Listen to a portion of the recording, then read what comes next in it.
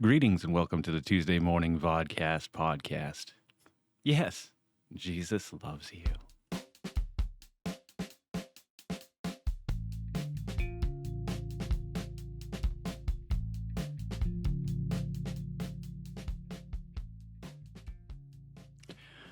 Good morning, all you Billy Bumblers out there. How you doing this Tuesday morning?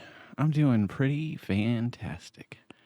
Pretty fantastic. What did you guys think about the hot sauce yesterday? I had a blast putting that thing together. That thing hit me out of left field. I had no idea. I did not expect it to be anywhere near as hot as that was. I'm gonna have to look it up at some point to see if they did actually capture it in Scoville, so I can see how it compares to the Apollo sauce. Because the night I did the Apollo sauce, I feel like it wouldn't have been as hot because I was surrounded by friends who were mocking and laughing at me. I think that whole aspect of it, for some reason, helps get you through it. But when I was alone here yesterday and tasting it, I had no one to complain to except you guys. So thanks for listening. I want to share a little something with you this morning that I found interesting.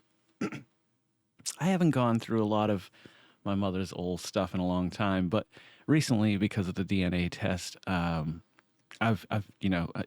I can't stop thinking about it. Like, I want to know more and more. And it's not like I really even want to go back on my mother's side because I know most of that, or at least I have recorded history of it, and if not history, names, So I've got probably back to great. I don't know what that is, third, fourth generation away or whatever. But I found this when I was looking through stuff. I found a lot of interesting things, actually, but this one stood out to me the most. Our Daily Bread. My mother got Our Daily Bread her whole life. And if you guys, those of you who don't know what Our Daily Bread is, it's basically, this isn't a normal one, but normally they're a daily thing where it's, excuse me, a story related to some kind of scripture that you can tie them in together. And it's been so many years since I've actually held one. I can't remember exactly what they're about. But they're usually these cheap little things about a third the size of this thing, or about a third the size of this thing. And you read it each day as a devotional thing, I guess. I don't know. I never did it. My mother always used to give them to me. In God we trust, Jesus Christ. So let me preempt this by saying I am not here to offend any Christians. I fully and wholeheartedly support the teachings of Jesus Christ. I think that the way he lived his life and the things that he taught were beautiful and completely forgotten over the years and twisted into however modern day Christianity wants to see it. And I think that's the main reason why I do not consider myself a Christian. That, and I doubt the divinity of the man.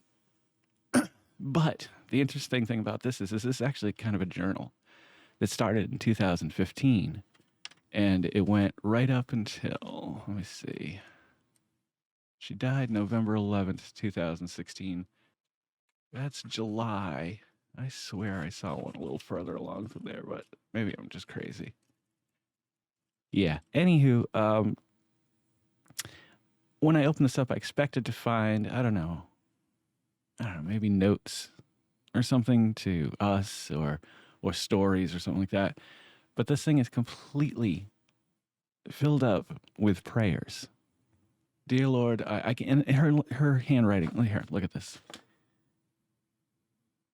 So that first line, let's just go with that first line. Dear Lord, I would have thought I sometimes do pray. And I'm not here to make fun of her either. I know I kid around a lot about the slut, the whore, but she really wasn't. She was she was quite the opposite of that. She was like clean cut. She never even really dated again after my father died, which seems a little weird to me. That was 82. And she died in 2016. There was, some interest here and there. Actually, there's an interesting Italian story.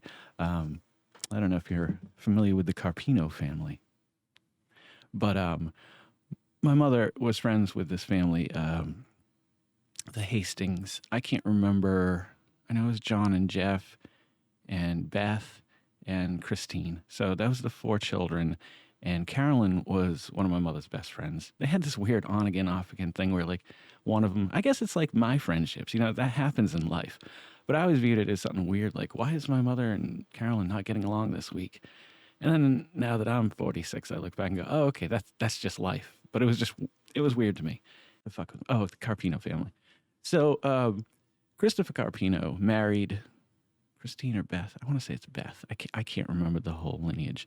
But to the best of my knowledge, or at least what my mother told me, and I could be wrong, was that when she was at their wedding, at the reception, there were a lot of guns. And supposedly the head of this family, I don't know if it was the godfather. I'm just learning my Italian culture now, so give me a few months and I'll be all caught up. But he was given the eye apparently, and I remember her telling me this the weekend after or something like that, being like, "Oh yes, the head of the family was just he kept wanted to dance with me, and he sent me drinks, and I remember thinking like." Fucking take it. I can be a made man. Now I know that I maybe could have. Well, I guess I'm not 100% and I can't be traced back to Sicily. So, or maybe I can. We'll dig into that on the next episode. But yeah, so this book is filled with prayers. And I think that's fucking weird.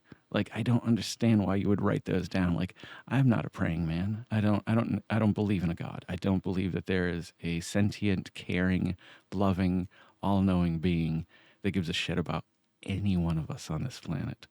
And I've walked both sides of the fence, my friend, deep in the heart of Christian Town and Atheistville. They're actually right next to each other. There's a bridge you can take and just go across. Funny, because they get along on the bridge really well. Fucking balls. What was I just talking about? Prayers. Okay, so this whole thing is filled with prayers. And I just find that fascinating and weird that, I mean, I wouldn't write my prayers down, I don't think. I mean, I guess the people of the Bible supposedly did, when Paul was in jail, or I don't know, maybe it was Gary. I can't remember. One of the brothers was in jail. I could see that's how the books of the Bible were captured. That makes sense to me. That I understand. But does anyone else know of anybody that does that? Or do any of you guys do something like that? Do you write your prayers in a book? Like I didn't understand maybe writing a list so you don't forget to pray for Uncle Joey or something like that. It's, oh yeah, he's got cancer. I guess we should probably work on that one. But it's fascinating that my whole point is she died at 70, 2046, yeah, to 2016. So that's 70 years old. And her whole life, she dedicated to something she couldn't prove. Some would call it faith. I call it foolishness, personally. I think I've just grown up enough to realize that those things just do not align with my belief system or science or reason or logic. And it's not that everything has to line up logically or systematically and it all has to make sense. It's just the fact that it doesn't make any sense. And the sense of it is crazy to me that it's so simple to separate reality from, fiction. And so many people dedicate their entire lives holding back, I think, who they truly could be because of a man that may or may not exist, or a God that may or may not exist. If Christians would just turn their attention towards me, this world would be a much better place for me. Bow at my feet, cringe upon your knees, or I shall slaughter you all. No, I wouldn't slaughter my flock. What would you do if you were a god? I guess that's a good question for the morning, and I'll let you guys go. I'm going to try to film one of these things today. The Lost Symphony, I'm going to have to hold off until next week. I've already got too much going on in my head right now with my other project that's going on in the podcast and the podcast. So we'll get the Peppa Pigs, and we'll definitely get the Hydrox done this week, and we may call it at that. And then I know there's some carrot cakes coming or possibly coming. No biggie if they're not. I just figured we'll do that one next week. And I also saw my friend Nicole, Corey. You guys have seen Corey on here before. His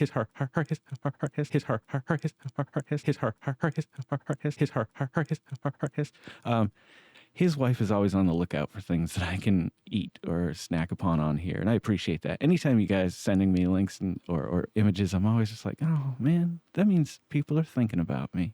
That's pretty sweet of you guys. You can admit it. It's all right. It's okay. Shh. It's okay. Shh. Shh. All right. If I were a god, I would be a selfish and angry god. So I guess that makes sense when you look at the God of the Bible.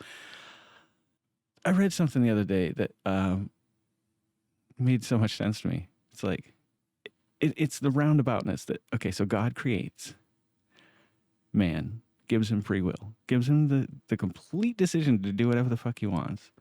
When he disagrees with what they do or what he told them not to do, he damns them to an eternity in hell. But you can be saved. Do you understand? Like the roundaboutness is let's take it back to square one. Who's the fucking idiot that fucked up in the first place? Tweren't us. Was the big guy upstairs. And I'm not talking about Uncle Paul or that other guy that lives in the attic with him. Anywho, if I was a god, I would immediately make everything good for everyone in the planet. But how do you do that? You know what I mean? It's not that simple. I think you end world hunger, but then you get overpopulation. You know, it's a weird series of events that occurs when you become God. I'll explain it all to you guys in another episode, but I don't know. I mean, for my immediate family, I would make things easier. I would, cure all wounds and heal the broken hearts. The first series of books that I read growing up was Dragonlance. So I wasn't until I was like 16 or 17. I can't remember how old I was, right around that age. And there was a character called Raceland, and he really appealed to me because he thrived to become a god. And in my mind at that time, I believed in a God. And the idea of somehow being able to attain that sort of power and, omnipotence and omnipresence I think it's tempting to anyone. And I don't know what my point was, but Raceland's always been an interesting character to me because I guess the road to hell is paved with good intentions, no matter what. Becoming a god would definitely be a downfall in some way, I'm sure.